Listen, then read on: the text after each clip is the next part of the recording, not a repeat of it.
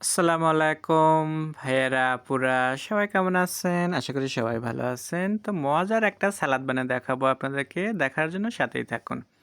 তো আমি এখানে চেরি টমেটো নিছি, অ্যাভোকাড, শসা। তো আমি এখানে চেরি টমেটোটা এভাবে একটু তেরচা করে ৩ ফালটা করে কেটে নিচ্ছি। দেখতেই পারছেন। আমার কাছে কিন্তু খুবই ভালো লাগে এই সালাদটা। আমরা অনেক সময় আছে শুধু সালাদটাই আমরা খাচ্ছি হয়তোবা দুপুরবেলা কিংবা রাতের খাবার হিসেবে।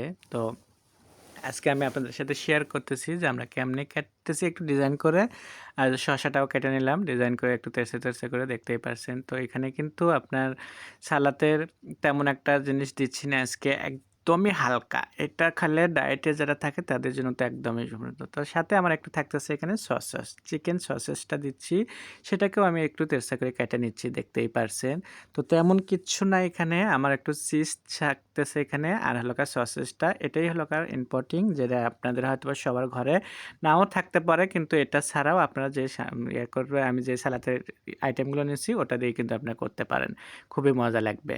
তো যাই হোক, আমি সব কিছু কিন্তু কাটা নেওয়া হলো, আবার চিজটাও নিয়ে নিলাম। আর এখানে লাস্টে আমার এখানে ছিল অ্যাভোকাডটা, আমি অ্যাভোকাডটাও নিয়ে নিচ্ছি এখানে। তো অ্যাভোকাডটা কিন্তু নরম হলে একটু ভালো লাগে, কিন্তু আবার বেশি শক্ত হলে ভালো লাগে না। তো যাই হোক, এখানে আমারটা যেটা আছে একেবারে মিডিয়াম, একবার নরমও না শক্তও না। তো সব কিছু আমি একসাথে কেটে নিলাম এখানে। আর কাটার পরে এখানে ঘরে থাকা সামান্য উপকরণ দেব। একদমই বেশি মশলা দেবেন না, বেশি মশলা দিলে টেস্টটা কিন্তু একদম চেঞ্জ হয়ে যাবে। তো যাই হোক, আমি এখানে দিয়ে দিচ্ছি অলিভ অয়েল। তো অলিভ অয়েল তেল দিচ্ছি, আপনার চাইলে সর্ষের তেলও দিতে পারেন, কোনো সমস্যা নেই।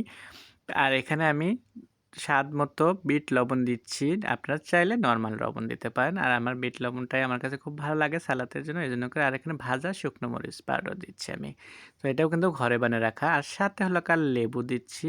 এই হলো আমার আজকের সালাতের যে উপকরণগুলো সেগুলো। আশা করি আপনাদের খুবই ভালো লাগবে। এভাবে বাসায় বানিয়ে খেলে মানে খুবই একদম ডায়েটের জন্য করে একদম পারফেক্ট একটা সালাদ।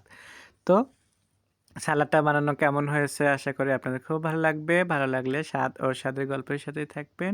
বেশি, বেশি করে শেয়ার ও কমেন্ট করুন। নতুন, নতুন ভিডিও দেখার জন্য সাথেই থাকবেন। বাসায় একবার হলেও আপনারা এভাবে বানিয়ে খাবেন। আর দেখতেই পারছেন আমার ইয়েটা একদম